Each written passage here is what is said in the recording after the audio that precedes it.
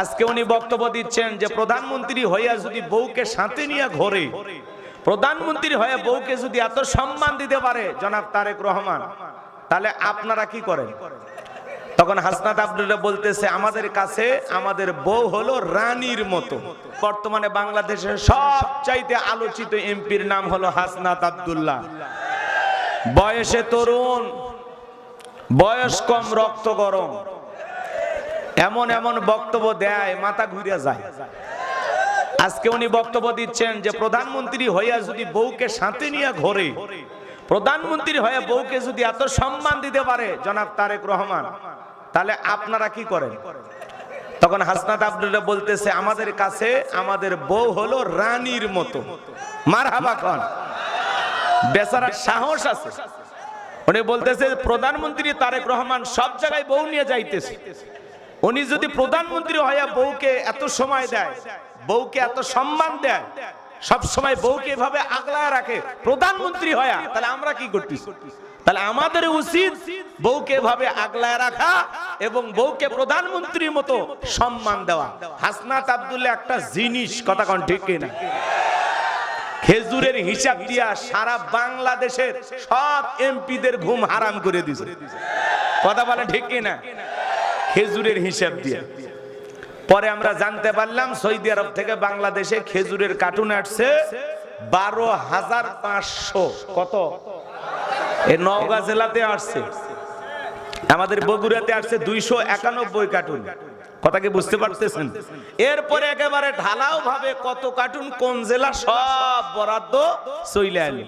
এর আগে কিন্তু এই তালিকা আমরা দেখি নাই। এই হাসনাত আব্দুল্লাহর কারণেই গুমর ফাঁস হয়ে গেছে। কথা বলেন ঠিক কিনা?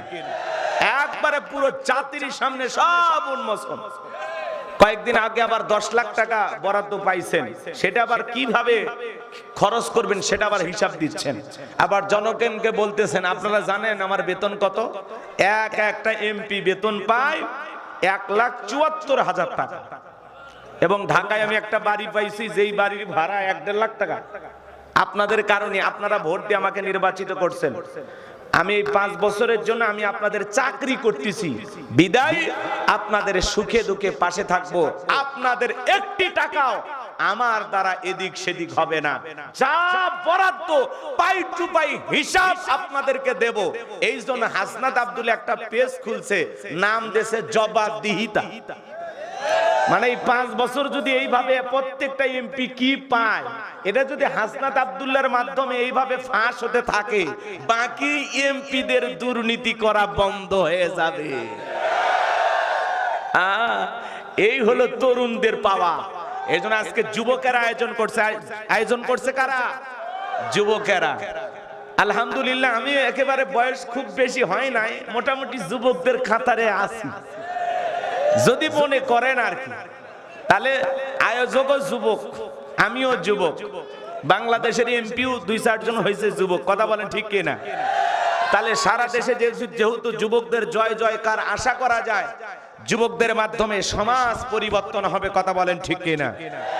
যুবকেরা যদি জেগে থাকে পথ হারাবে না বাংলাদেশ। কথা বলেন ঠিক কিনা? এরকম হাসনাত আব্দুল্লাহর মতো সৎ এমপি যদি বাংলাদেশের প্রত্যেকটি মানুষ পায়, বাংলাদেশ দুর্নীতি মুক্ত হবে, চাঁদাবাজ মুক্ত হবে, সন্ত্রাস মুক্ত হবে, দুর্নীতিবাজদের জায়গা বাংলার জমিনে হবে না, হবে না। এরকম সময়ের সাহসী যোদ্ধা এরাই আগামীতে বাংলাদেশকে আবারও নতুন করে পথ দেখাবে। কথা বলে ঠিক না? তো চলুন আমরা আলোচনা শুরু করি। ছোট্ট একটি সূরা আপনাদের সামনে তেলাওয়াত করেছি, সূরাটির নাম কাউসার। জোরে বলেন কি নাম? একটু মহব্বত আর ভালোবাসা নিয়ে আমার সঙ্গে সবাই একটু তেলাওয়াত করুন। ভাই রাগ করছেন নাকি আপনারা? বিরক্ত হন নাই তো? চলুন আমার সঙ্গে একটু মহব্বতে তেলাওয়াত করুন।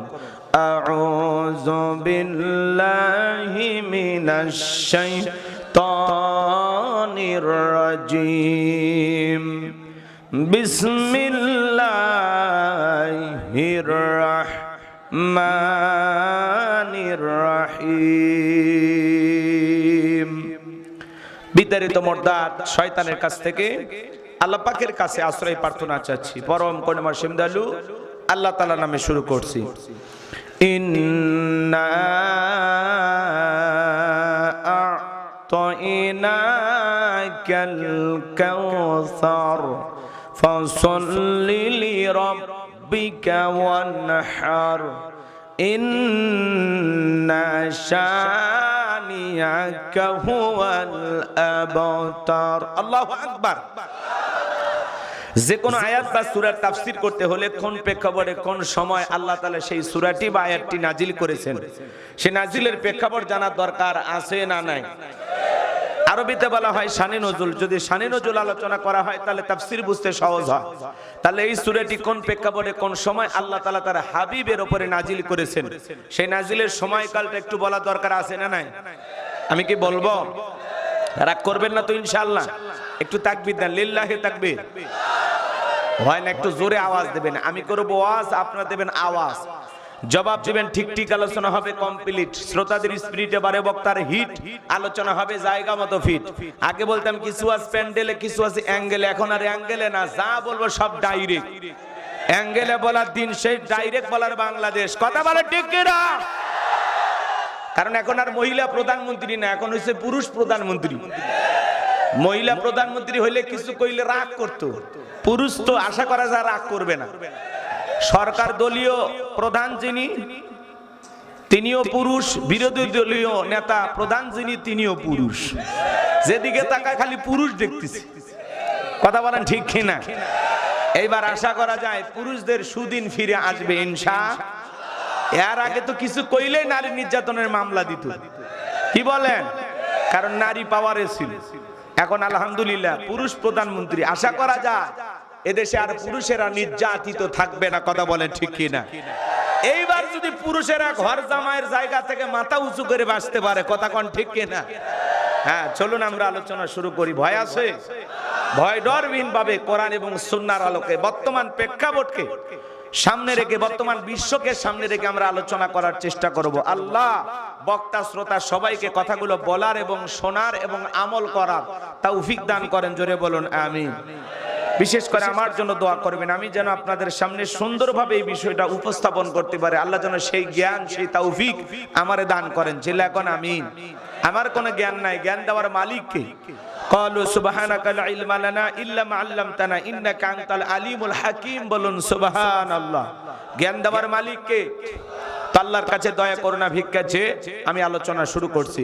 তাহলে এই সূরাটি কোন প্রেক্ষাপটে নাজিল হয়েছে, সেই নাজিলের প্রেক্ষাপট কি একটু জানার দরকার আছে না নাই? তাহলে বলবো, তাহলে একটু জোরে সোরে তাকবীর দেন, লিল্লাহি তাকবীর। সম্মানিত ভাইয়েরা আমার, বিশ্ব নবীর প্রিয় সাহাবী হযরতে আনাস রাদিয়াল্লাহু তাআলা আনহু বলেন, নবীজি কাবার হাতিমে হালান দিয়া বসা। আমি তাকায় দেখি নবীজির মনটা ভীষণ খারাপ, মুখটা মলিন, চোখের কোনা দিয়া অশ্রু ঝরতেছে। হযরতে আনাস দেখে বলেন, কিছুটা সময় অতিবাহিত হয়ে যাওয়ার পরে আমি তাকায় দেখি আমার নবীজি মুস্কি মুস্কি হাসতেছেন। বলুন সুবহানাল্লাহ।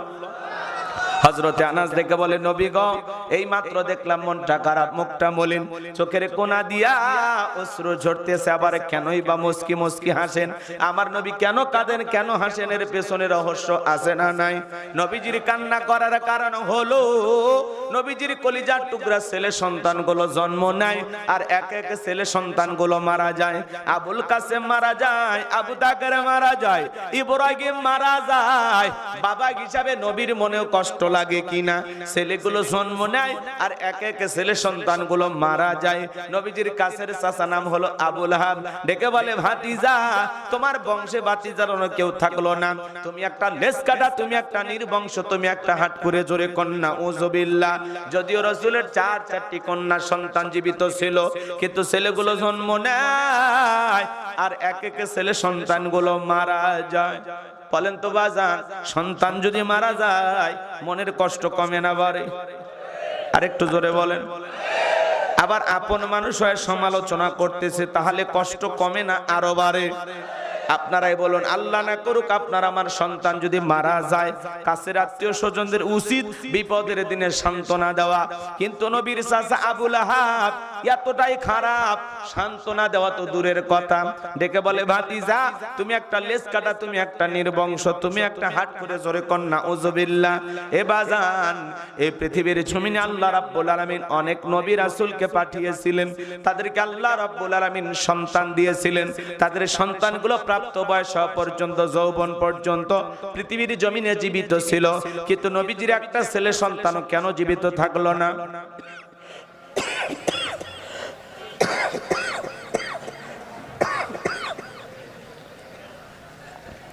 আল্লাহ তাআলা কেন তাদেরকে শিশুকালে উঠায় নিলেন?